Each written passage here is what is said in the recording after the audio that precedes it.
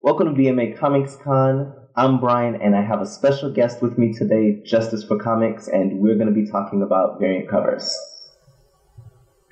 Hey, Justice, how are you? I'm doing good. Sorry. How are you doing? I'm doing good. Yeah, I'm excited to talk about variants today. I think that's going to be a great subject to cover. Yes. Now, this video is not just for people who are new to comics, but definitely people who are new to comics are going to be able to benefit from this because we're going to go over a couple of the different types of variants that there are. Yep. And if you want to go ahead and get started with what you have in front of you. So this is an example of a variant that's issued by a store. So this is called a store exclusive. The store was Scott's Collectibles. They came out with a special cover. So they basically contract with the artist. Artists will do a print, and they will have that produced on a particular comic that's coming out. So this is a Vampirella, I believe it's Roses for the Dead, issue number 1, and there were 2 covers produced. So I think originally this was sold as a set. I think the print run on this was pretty limited. I think it's around 600 copies. So this is the Virgin with roses, and you can notice some blood coming out of her mouth. And then there was just a regular without the roses and without the blood. So yeah, this was kind of hot when it came out. I waited a little while to buy it. That's kind of what I would do sometimes on these store variants. If you wait a little while, the prices will drop a little bit. And if you buy it directly from the store, you usually will get a better deal at times. I mean, sometimes it's worth waiting. If you're going to do that, you have to kind of just really watch the price on eBay. Because if you're buying it pre-order, a lot of the store exclusives, they jack up the prices on eBay. You're always better off buying directly from the store. So yeah, this is just an example of a store exclusive that I like. It's an homage to a Marilyn Monroe photograph back in the 60s. So some people might recognize, if you're old like me, you might recognize it. Younger people probably won't recognize it, but no, Marilyn Monroe is it's pretty good. Iconic. Mayhew is the artist on it. He did a pretty good job with that one. So yeah, it's just a good example of a store exclusive that came out. And this was like a year ago, I think it came out. I noticed that even the store variant that you have even has an A&D type cover, which is another simpler variant form. Yeah, that's right. Now, normally what they do is they'll have a trade dress. So a lot of times you'll see a trade dress, meaning, the title, Vampirella would be listed there, and then the picture in the background. And then there'll be a Virgin without the lettering. This is just a unique thing where they actually produce 2 Virgin covers, which is a little unusual. Which is another type of variant, actually. You have the Virgin variant, which this is an example of, as you said, because it doesn't contain any lettering or anything to hinder the art of the cover. Yeah. Now, DC Comics has been doing a version of that where it's not a true Virgin, but it's almost a Virgin cover. Like, this is kind of a popular cover, Batgirl 23. Yeah. And, it looks like a Virgin cover. It's got the DC logo, but it's got minimal teeny box here, right? So the barcode and logo are just minimal add-ons. Yeah. So this was not a store exclusive. This is just a regular B cover. So when this book came out, there was only 2 published and branded cover, and this is the B. So in this particular issue, there was only 2 copies. Obviously, the B cover was the one to buy. I actually had 4 copies of this at one time.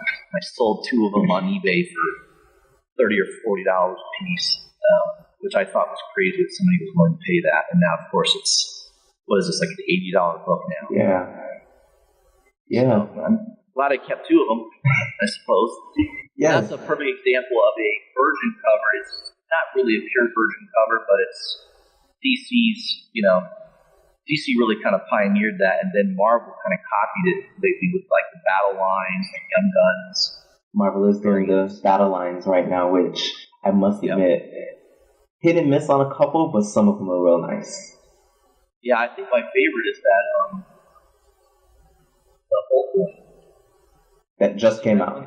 Yes. Yeah, I mean it looks like it's coming out at you, doesn't it? Yes. It's like it's coming out of the page. That's my favorite, I think, of the Battle Lines variant. So that's another example of a Virgin variant. This one by Marvel. Yep. Now that's a pure version, right? There is nothing on the cover except for the artwork. And I believe that came out this week. Yeah, it's pretty new. So that just shows you where the companies are going. They're actually producing B-cover pure Virgin variants now. And I think you're going to see more and more of these. Yeah. So that's a good example of a pure Virgin. This one is not the pure Virgin because it's got the logo and the barcode on the front, and of course telling you what issue it is. But yeah, it just shows you it's kind of evolving variants. So that's kind of what's been hot lately. Yeah. Another Virgin. Go ahead. Yeah, another cover I highlight too. This came out about a year ago. Was now you've got. Let's talk about ratios, right? Yes, please. So you've got variant covers like a 1 in 10, a 1 in 25, a 1 in 50, and then there's a 1 in 100. Now they'll still, if it's a special issue of a certain run, they'll do 1 in 500s, 1 in 1,000.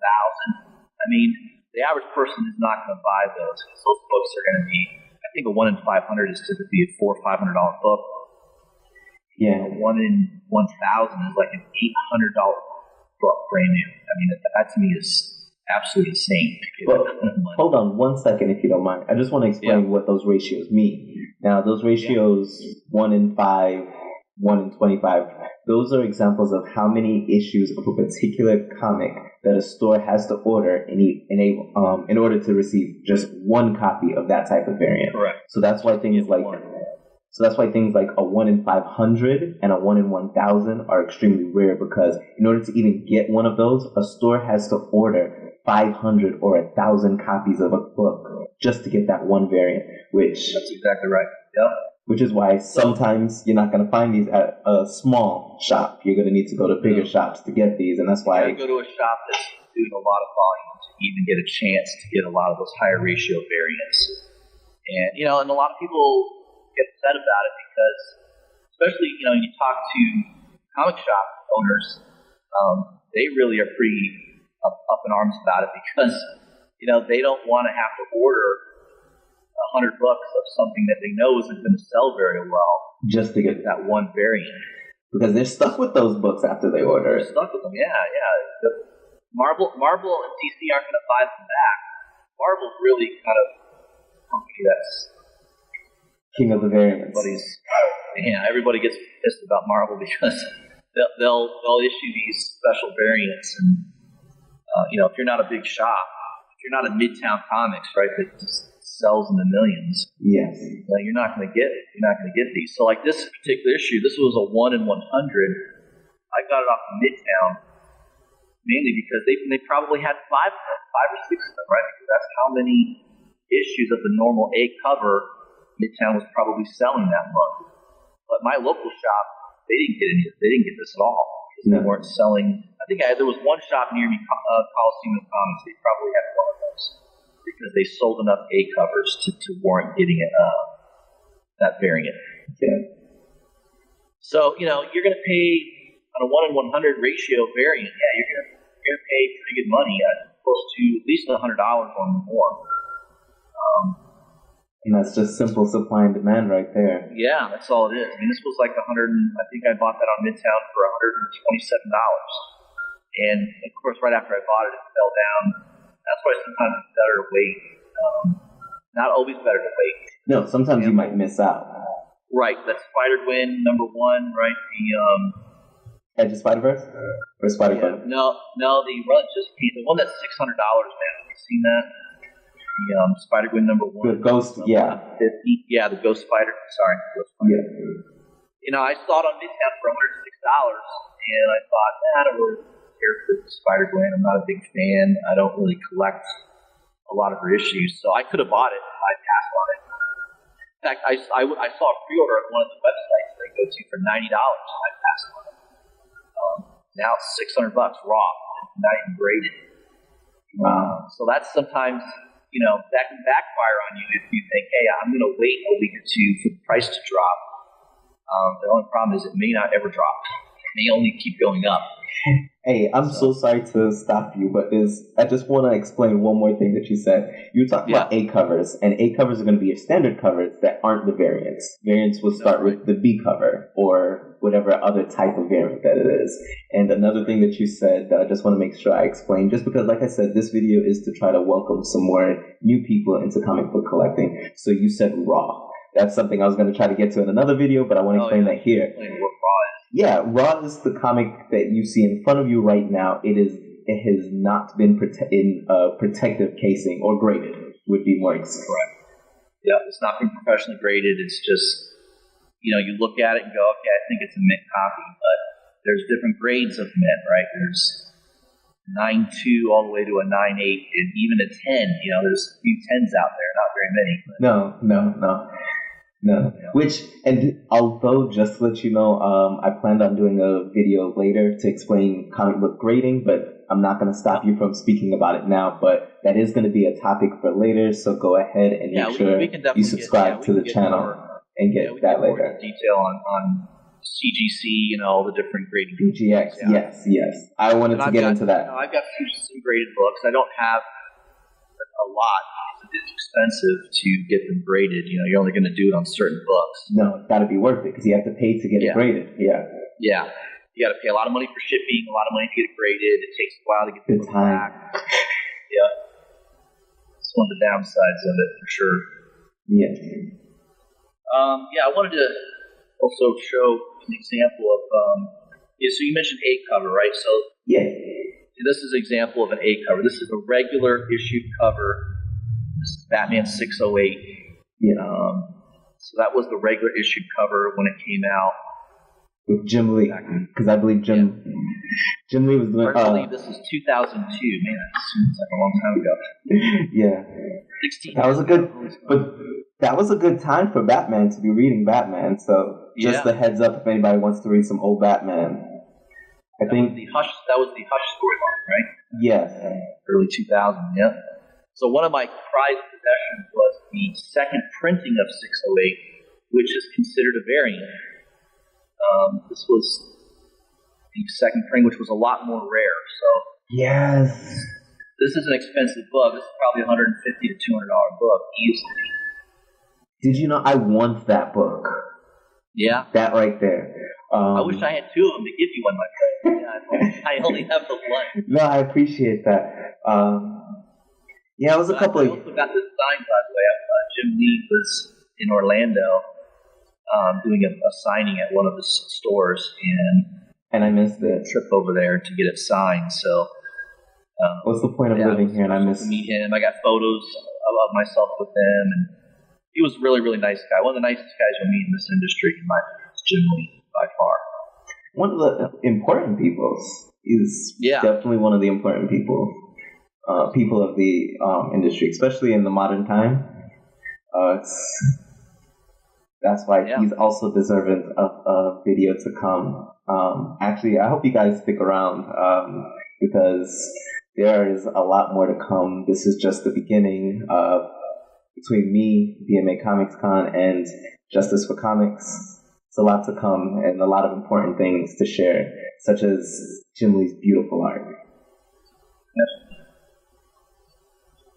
So please, do continue. That's my prize, Jim Lee comic book. This is 608. This is another one that came out, I think it was earlier this year, or maybe last year. I think it was earlier this year. And this is one of my favorite covers. And this is a Deadpool #1. And this was a store exclusive as well. This is done by Gabriele Delato, who is an Italian painter. Now, to my knowledge, he really only does cover artwork anymore. I don't think he does any interior artwork. Not recently, if he has, because I know I've been trying to keep up with who's doing what, and his name doesn't. He's not a interior artist that's ringing a bell to me. Guys like Mattina, right? Francesco Mattina, Gabriele Delato, They all sound Italian. Sounds like Yeah. they're all Italian painters, right? I mean, they always do covers. I mean, I don't think I've ever heard of Mattina doing interior artwork on any comic book. I mean, I'd love to know if he's ever done interior artwork at all. I know Delato has done some. I think there was earlier Secret War. There was a Secret War run, first 5 issues. I think he did the interior artwork on that. Oh. But Delato, really, I don't think in the last several years he's done any. It's all just cover artwork. Same thing with, I believe, Alex Ross. I don't think Alex Ross was another great cover artist. Yeah. I don't think he's doing interiors. Yep. Since Kingdom Come. He did the Marvels. I think he did some Superman stuff. But yeah, he hasn't done any interior artwork in probably more than a decade. Yeah, I think Kingdom Come is honestly the only one that's coming to mind as to what Alex Ross doing interior. Yeah, one of the best comic series ever. I think it's Kingdom Come, no doubt. Yep. Yeah. So this was one that I bought this pre-order. I think I paid $70 or $75. This was one where it worked out because it's going for $120, $250 now, so it has gone up in value because it is a limited. There was only 600 of these made, and one thing about some of these variants is this is actually a numbered variant. So if you can get one that has a numbering on it, it kind of solidifies that, hey, this is a limited run, right? Okay. This is number 20 of 600. So it does help to have that numbering there. That adds a little bit, I think, to the value. If you can get one that has a certificate of authenticity on it, COA as they call it. Yes, and I actually want to throw in a little tip that if you're ever trying to collect comics for it to appreciate in value, variants typically is going to be a way to go about it. Because a lot of variants are more valuable than the standard cover, and they tend to hold their value better than the standard cover will. Yeah, they're just limited print run. Just a lot more limited print run, and whenever you restrict the supply and the demand is good, the value is going to be there, no doubt about it. Yeah. So I'll highlight another one. This was a recent one. Now these are variants that are issued at Comic Cons, right? So this was one that was issued at the New York Comic Con. So you would have only been able to buy this either if you were a dealer that was at the con, or you were a customer that came and paid money to get into the Comic Con there in New York. That was a specially issued variant that only was at that Comic Con. Or you pay extra to get it from somebody who was there on right, eBay. Or you pay $50 on eBay when this thing probably only sold for like $20 on. Exactly. Maybe double. But this is now $75 to $100 book. So a lot of these Comic Con variants can really take off. There was actually this is the Mattina cover, an example of the Francesco Mattina cover, and there was a 1 in 100 of this that did come out. The publisher, MDC, did have that. It was a $200 book right when it came out. Could you bring it a little closer and angle it up so we can see it? Oh, yeah. Sorry, I know there's a little glare there. So no problem. Cover, so. And just a little bit down. I can't see the top of it. Yep. Is that better? Yeah, well, I mean, you could still angle it so I don't see the reflection, but just, there. Now, that is beautiful, and Mattina's, I'm loving Mattina right now, and Mattina, the good thing about that is... He's doing a ton of covers, isn't he? He's doing a ton right now, so if you like the way that looks, there's a Mattina in your local comic book shop that you could probably get for yourself. Not this one, absolutely. But different ones. Yep. Yeah, no doubt. He's one of the hottest artists right now. It's Mattina. Yeah. And this is kind of an oddball one. Yeah, this was another one that I love. I'm a big Rick and Morty fan, and I don't know if this is kind of a foil. It's called a chromium cover. So this is the Dungeons and Dragons #1 that came out, and this is made to look like an old video game cartridge from Atari. So this brings back memories for me because I used to play a lot of Atari games when I was a kid. And this looks exactly like a cartridge. Can I ask your opinion? Yep. As a Rick and Morty fan, I never picked up the comic. Should I? Oh, yeah. Well, I I didn't know much about it in the beginning. Me neither. I was at a comic book shop and I saw the comic book, and the comic book shop owner said, "Oh yeah, you should buy that because the show is really, really funny." It is. And I thought, I'm not into cartoons. And then I was watching an episode of, it was on A&E called Comic Book Men. I don't know if you're familiar with that show. I'm not. I don't think it's on. Kevin Smith was the host on it, so some people might be familiar with it. And there's a really funny guy in the show. His name's Brian. He's got like this long beard. He kind of looks like Thor. And he's always really funny. He's the one in the show that always has a quick remark. He's the one that kind of keeps the laughter going. And somebody came in asking for that. It's a Brian trait. What was that? It's a trait that we Brian have. But continue. Yeah. And he just went crazy over that and said it's the best show on TV. So after he said that, I thought, what is this cartoon? So I just started watching it on Hulu because I heard it was on Hulu. It is. That's where I binged it. I did not watch it originally. I just got caught up. I was like, what? Because I was always a big Family Guy fan. I like Family Guy. Yeah. And I thought it was better than Family Guy. And that's saying something. I've been a Family Guy fan for many, many years. And I think Rick and Morty is better. It is. It's smarter. It's very intelligently written. It's just unbelievable. It is, and that's what made me not go to the comic. Because I was like, I don't think I'll get the same thing out of the comic. The comic book is pretty demented, I will say that. Some people say the comic book is more demented than the cartoon. That's debatable. I don't know. But it is funny. I mean, there are some funny issues within the series. But I just started buying it. I went on eBay and I bought the first issue for, I think I got 1 through 13 for $100. Which, I thought, man, I'm paying a lot of money for this comic book. Why is it $100? And 6 months later, I think that issue number 1 will sell for $200 to $250. I think it's still selling money for made. $200. The regular cover of Rick and Morty number 1 still. Yeah, there's a lot of people that love this comic. It's popular. Yeah. I could easily sell this on eBay and get 30-40% more than I paid for it easily. Investing in comics. Yeah. I mean, it's a comic book, and there's a lot of Rick and Morty fans, just like Star Wars, right? There's a lot of people that are into Star Wars, and sometimes comics will do well just because of how many Star Wars fans there are. It's the same type of concept. So, yeah, you just, with variants, I think what you need to do is just collect what you like. Don't expect all of it to go up a lot in value. Some of them will, and some of them won't. I've got some that have done well, and some of them that went down in value. So, yeah, it's just, you got to kind of be okay with it. Just buy what you like and don't worry too much about the value.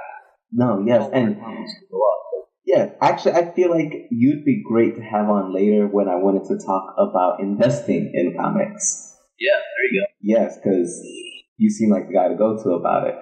I mean, I spend a lot of money every month on comic books. Yes, it's a healthy addiction, I feel, right? It is better than some, right? It is better than some. I could do worse things with my money. I know people that gamble and that really kind of blow money on all kinds of stuff that they have nothing to show for. At least when we buy comic books, you have something. Take care of them. We have something. Yeah, we have something for the future. Who knows? And something worth something. And I'm not saying just that they all go up in value. They don't. As you said, you got to be okay. Not everything's going to go up in value. But what I mean by you have something that's worth something is it's also a piece of literature. Right. It's also yes. Yeah. It's an entertainment. We probably can have a conversation sometime about digital versus paper, right? That's also a big thing. There's a lot of people that do buy comic books digitally. I'm going to share a list of the topics that I plan on having for this series. Yeah. And I'll let you pick which ones you think you'd want to come back for, okay? Because it seems like you're great for this. Because just to let you guys know, this is a series that I'm trying to do called Comics College Classes. And right now this is episode 2 about variant covers. And like I said, this is going to be tailored towards more of the new people to comics. But it's not just for them because this is a fun time just having conversations about comics. And plus, we'll have more advanced topics coming later. So please stick around and you'll be seeing more of Justice for Comics. But very good. that's not the end of this. I'm so sorry. I did not mean to say that as if it's the end. Don't click away because we still have more to go. Very good. Yes, we're 25 minutes in, but I feel like there's a couple of other things we didn't get into. I don't know if you wanted to talk about how sometimes when there's second printings, those also get new variants. So if you're collecting something, you might miss out on some variants just by not noticing that next week or next month, that issue might have a second printing that has its own variant. Yeah, exactly. I mean, sometimes the second or third or fourth or fifth printing, usually the production run of each of those printings goes lower and lower. Yes. So, as an example, Batman #1, I have the first printing. I wish I had the other printings. I think like the fourth or fifth printing of that book is worth way more than the first printing. Which is so odd, right? It's crazy, yeah. It's absolutely crazy. But I think that has to do with the fact that a lot of times with the other printings, you get the variants, which also hold up. Right. Because they'll do the different covers. That Batman #1, the new 52, it's the same cover, but they had different colored backgrounds. It had a blue cover, a red cover background. Yeah. And, that was kind of neat. That was a neat change that they made for each printing. But the print run just dropped dramatically on those. And, I think the fourth printing is like probably less than 5,000 in existence. Wow. So if you can find one on eBay ever, for under $100, I would buy it. Grab it. That's definitely something you're going to want to get. Worth it. Yeah. Yep. But that's like that Jim Lee one. That's same thing on that one. That was a printing that, it was probably less than half of the first printing. So, and people like that cover better. Oh, yes. Because that cover... They like the cover better on the second printing. That could be hotter than the first printing. It just depends on the cover. That cover is everywhere. The cover's a poster. I think I even have a little pin of it also. I love that. And I was like, I need to get the comic that this came from. But I actually never did the research to know that it was a part of, I believe, 602 you said, right? I know it's in the Hush. Yep. Yes. And then to get the matching Superman. Hey, I'll show you guys real quick on... this is my favorite cover that I don't own, and I can never find it. So if somebody out there has it, I'll buy it off of you. This is pretty cool. Yes, which all you have to do that is check in the description below. You can find a link to Justice for Comics. Go there and send him a message. Leave him a comment on one of his videos, letting him know that you have a copy and would love to sell to him. Look at this thing. This was... I've never seen it. Hold on. Tilt the eye. I'm getting glare. Nope. Oh, I'm sorry. Now, because we're not live, I can also just add this in. Is that better? No. Screen's completely white, practically. Yeah. Let me see if I can do this. All right. Is that better? Glare is gone. I just can't really tell what it is. Okay. So this is Justice League number 41, Darkseid versus the Anti-Monitor. Yes. And like I said, I'll pull that. That'll be on the screen. That's the benefit of not being live. Okay, you can edit that in. Yes. So this comic book, I haven't seen it on eBay in probably 2 years, and I have it as an alert. If it ever does come up on eBay, it'll alert me. That's how rare this comic was. It was a San Diego Comic-Con variant. I don't know how many of these are in existence.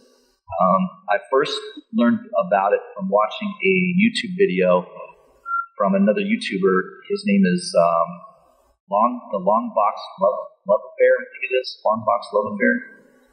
Not familiar. Have to check them out. Channel, but he has this comic book, and I think it said it took him about 6 months to track it down. So it's just one of these weird things, right? This is not an old comic book. It's 20 years old. Yeah. But it's super rare. It's probably less than 50 in existence, maybe less. I don't know. I've never seen it on eBay, which is insane. So those are one of those things I have to wait where patience comes in. Yeah. I go into comic book shops a lot and ask if they have it, and they're like, never even heard of it. I'm like, so that's part of the problem of why it's so rare. Most people don't even know it exists. It's that rare. So, it's like little side things. Some of these variants are extremely rare. That's just an example of one that It's not that old, and it's just not too many people even know it exists. But if it ever shows up on eBay, I'm going to be bidding. That's for sure. Okay, good to know. Good to know. Are there? I know that you brought a couple of examples for us. Do you have any examples of a wraparound variant, which I guess wouldn't show well being bagged and board, but yeah, the one that I know of that I have in my collection, I didn't bring it out, is no problem. Is X-Men #1, the gatefold cover. Yes. And so it's a kind of an iconic image. If I pull it up here, most people will recognize it. Yeah, X-Men #1 is a very popular book. It only sold like 1 million copies back in the day. Roughly 8 million. That many? Yes. So there it is, right? Jim Lee did the artwork on it. It was a gatefold cover.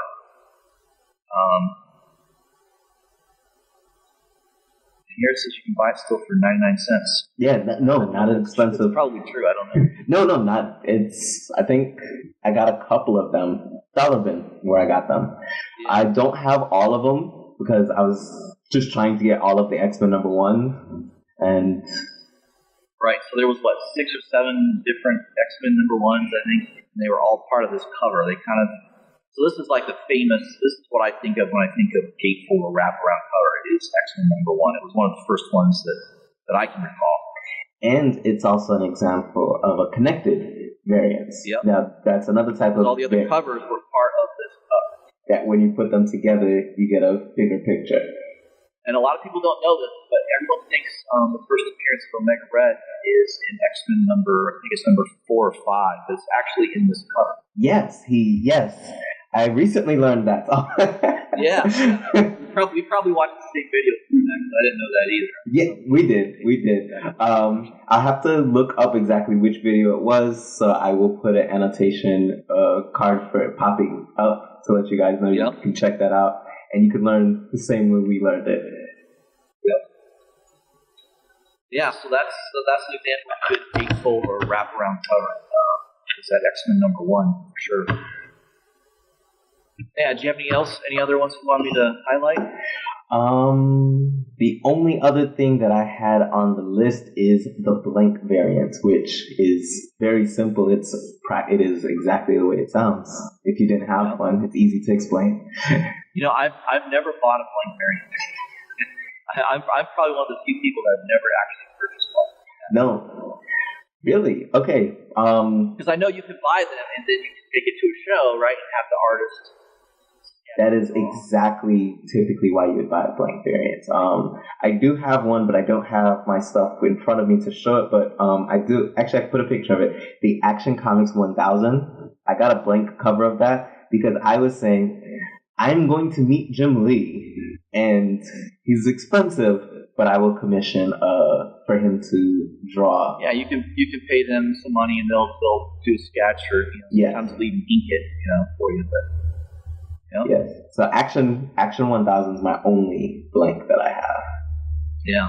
In all, because I got lucky. I got the Jim Lee tour variant of that one. That was a lucky purchase. Yeah. I got that when it first came out, and I bought it for like $70, and it immediately went to $300 right after I bought it, and then I think it came back down to still around $100 to $120 now. So. Jim Lee. That is the first appearance of Rogelzar in that issue too. Yeah, he's on the front cover. So, another tip for investing, Jim Lee, and certain power artists. You'll notice that if there's a variant with their sketch or something, you're probably going to want to grab it. Yeah, absolutely. But speaking of blank, I don't know if you're like me, but the reason why I only have one blank variant. And the reason for that is one of the big things about comic books is the cover art. So I'm one of those who I don't want to pay for a book that's lacking the art, because typically when I think of getting an artist to do a drawing, you'll actually just buy one of the artist's drawings rather than have them draw on the book. It's just Action 1000's a milestone book, so I figured let me give in one time. Right. Yep. That's a good point.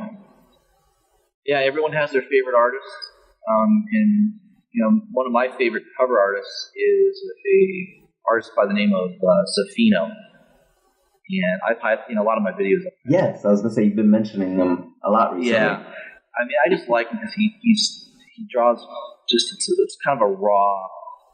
I don't know. It's just a gritty. I would say the style is gritty. It's a real gritty drawing. So this is like Moonshine number 10. He did the cover on this. I don't collect Moonshine at all. I have no idea what's going on in the story. I totally only bought that because of the cover, because he did the cover on it. And there was a recent issue that he did come out with that was pretty cool. And that was, he did the Halloween special for Avengers. Yeah. Which is pretty neat, right? Yeah. And you can kind of see just real gritty artwork. I just kind of like that style. So, everybody has their favorites. A lot of people like J. Scott Campbell.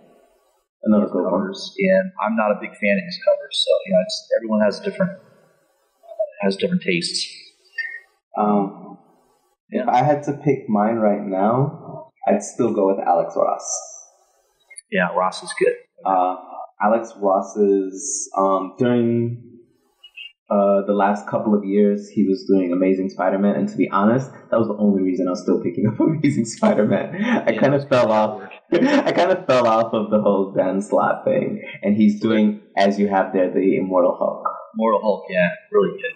Which the stories for the Immortal Hulk, though, I stand behind. Those are good. Oh yeah, the story's excellent too. Look at that artwork, though. Yes.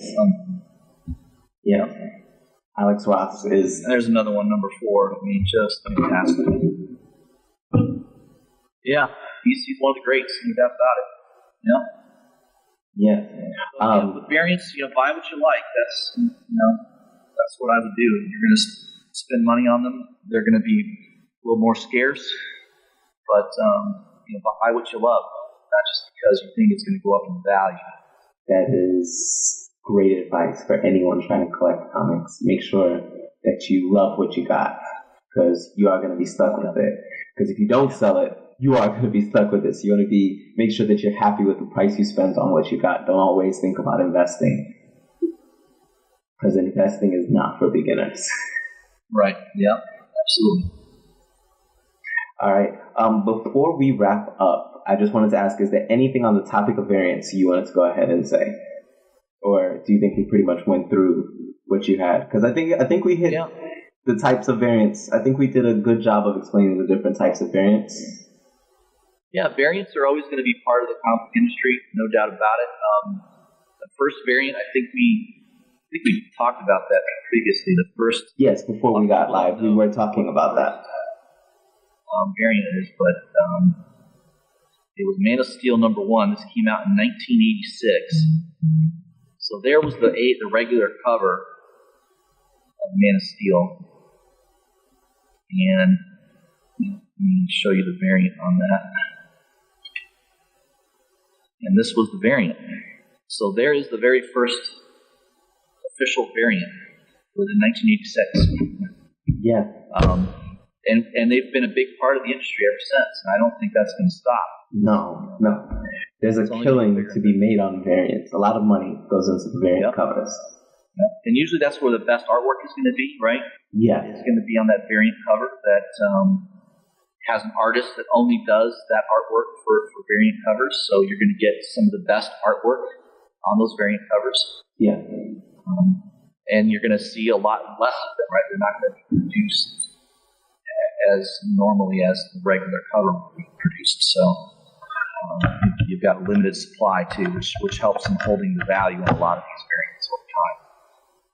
I'm so sorry. There were 2 more types of variants that I wanted to speak about. The first one I don't think has a technical name for it, but I would just call them themed variants.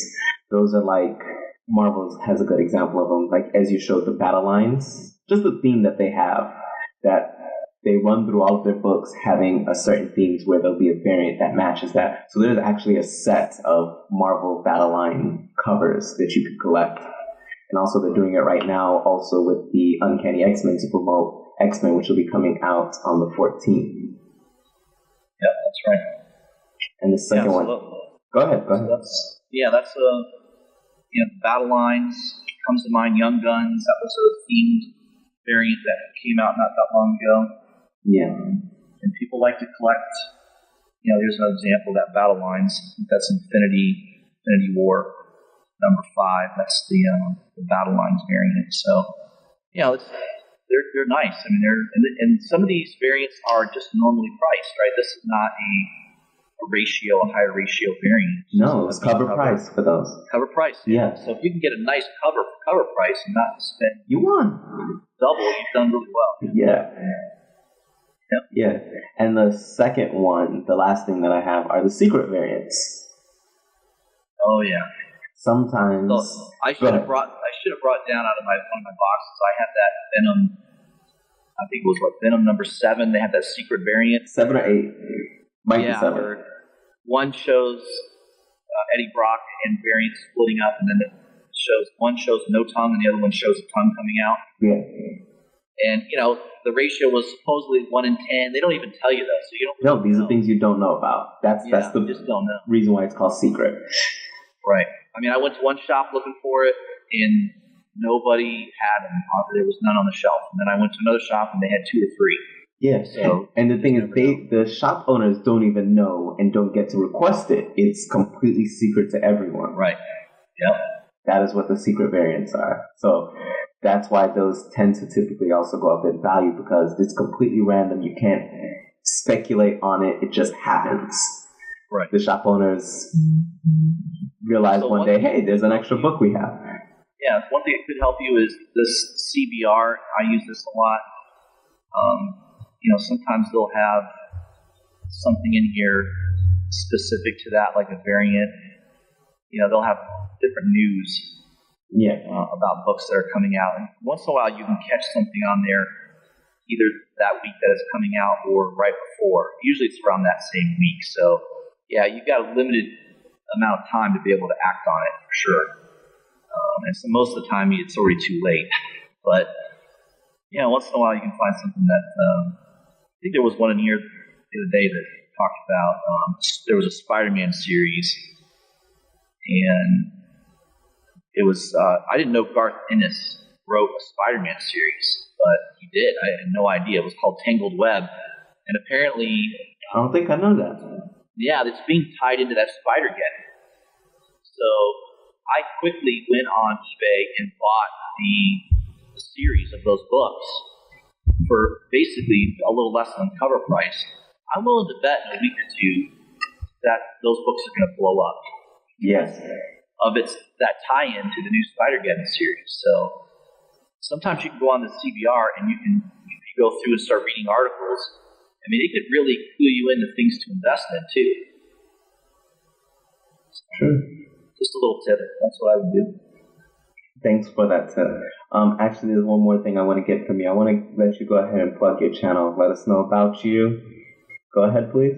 Yeah. So my YouTube channel is Justice for Comics. That's the name of it. And I do usually 1 to 2 videos every week. So every Wednesday I'll do a new comic book day video highlighting comic books that are coming out the next Wednesday for you to target and look for when you go into your local comic book shop. And I try to highlight also during the week some stuff that I'm looking at purchasing, or things that have come in that I want to kind of show off, some older books that here and there that I buy. So it's kind of a way to highlight new comic books that are coming out on my channel, and also some older stuff or just some things to collect. That's one thing we can kind of go over again too, is maybe some older stuff. What are we looking at? We kind of need to do a video on just maybe some books that we have. That is one of the reasons why anyone who watches my channel, who sees the videos that I have that goes over the comic book releases the next week, that's why you can't you're not going to do yourself justice by only watching my videos. Justice for Comics also has something similar, but as he mentioned, he even goes into some of the older books. So you could get good advice by checking out his videos also. Yeah, well, I really appreciate your helping me out, plugging my channel. I really appreciate that. Oh, no problem. No grow problem. my subscribers like everybody else. Yes. No. Because, hey, fun fact, just because someone subscribes to me doesn't mean they can't subscribe to you too. So it doesn't hurt me at all. It's not exclusive, right? Yeah. But now that we got that out the way, before we finish, I want to go with one more thing, and I want to get a little bit personal. Yep. So, what got you into comics? I think I was with my mom at a mall, and there was a bookstore, and this was back in the day when comic books were sold in bookstores, and there was a comics rack, and I just was wandering around while she was looking for something, and I picked up a comic book, and I think that first comic book I bought was like an old Frank Miller Daredevil, and that was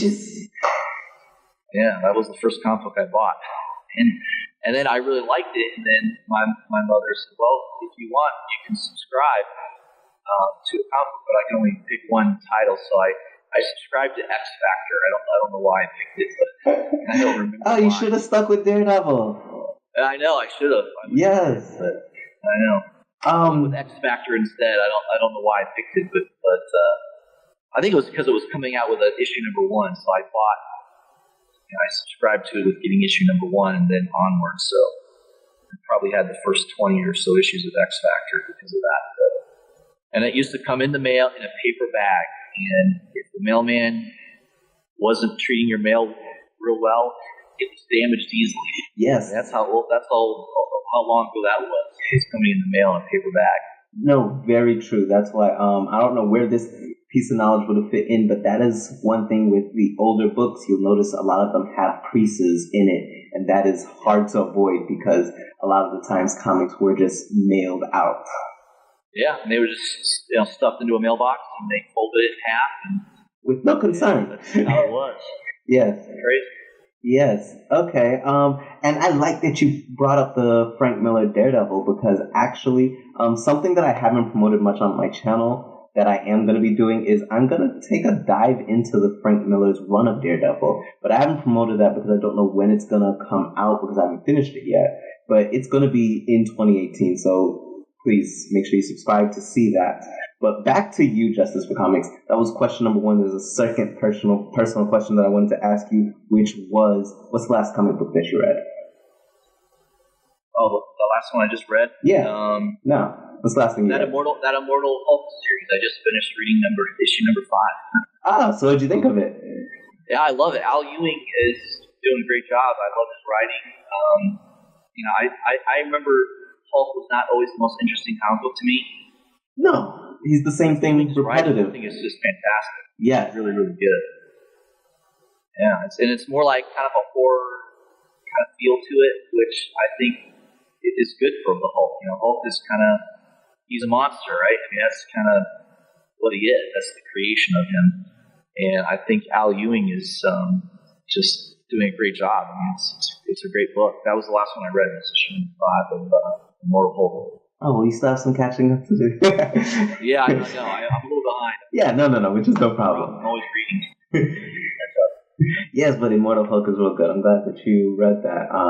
Makes you. It just goes to show Greg Pak's not the only one who can write Hulk. Right. Yeah, absolutely. And I have that Planet Hulk series, all of it. That I love it. That was good too. There's some stuff that impacted that's great in the past as well. So. Yes. Okay. All right, Justice. I want to thank you again for agreeing to join me for this video. I really appreciate you coming out or agreeing to it. Yeah. Well, thank you for having me. I appreciate it. No problem. I'm going to get better at wrapping up these videos in practice, all right? But all right, no problem. Not just thank you to you, Justice for Comics. I want to thank you, the viewers, for watching this video, especially for staying on this long, because what are we looking at? Nearly 50 minutes. So I really appreciate that you guys stuck around for it, and I hope you got something out of this, because once again, the goal was to try to make sure that you got out of this understanding of virgin covers, and also just a chance to relax with two cool comic book YouTubers. So thank you everybody for watching. Thank you again, Justice for Comics, for doing this video with me. I hope to see you guys real soon. Once again, before we go out, just want to let you guys know, make sure to check out Justice for Comics. Link is in the description below. Check out his channel. Subscribe if you like it. Also subscribe here if you like what we've been doing so far. And I will see you guys next time. Brian. I don't know.